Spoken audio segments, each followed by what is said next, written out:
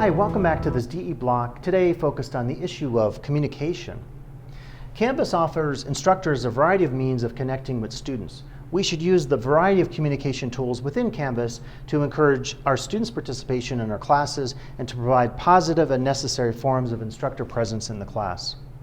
So here are some ways that we might approach communicating with our students. By the way, some of these are very obvious, but it's a pretty exhaustive list. So obviously we have text. It's your standard text display, what we're seeing here, what you see in Canvas. We use it in all our course content, ranging from pages, assignments, discussions, and modules, inbox messages, grading comments, and really every area of our class. We also use audio or content that's recorded using our voice. An advantage of this is it allows for more effective and emotional context of communication with students. So students can better connect with you, maybe because they personally hear your voice as opposed to reading something on a page. There's also video.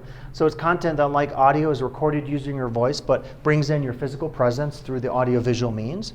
The advantage here is it allows for affective and emotional context of communication, which was what we got with audio, plus gestures, body language, and proxemics. So when I create a video and I'm using my hands for gestures, when I'm pointing at a camera or looking a particular way, or interacting with something in a physical space like this one, like a screen, that has an advantage because you can actively see that.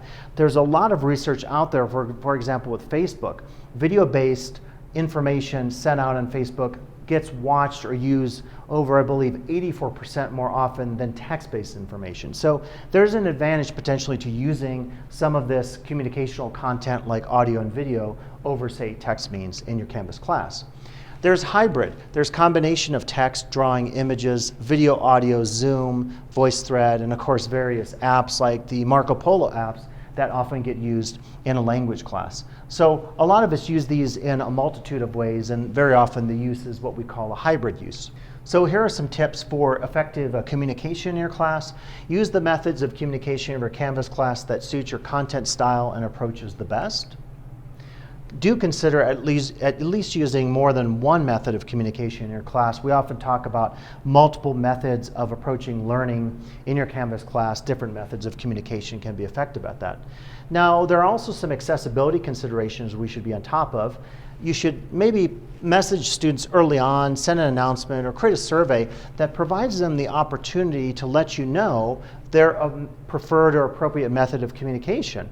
If you have a deaf student in a class, obviously that student needs to have a different communication accommodation than a student who is blind and so forth. So really important to think about disabilities that students may identify early on in the class, and thus you adjust your communicational approach to be effective with those students. At this point, continue to your next block.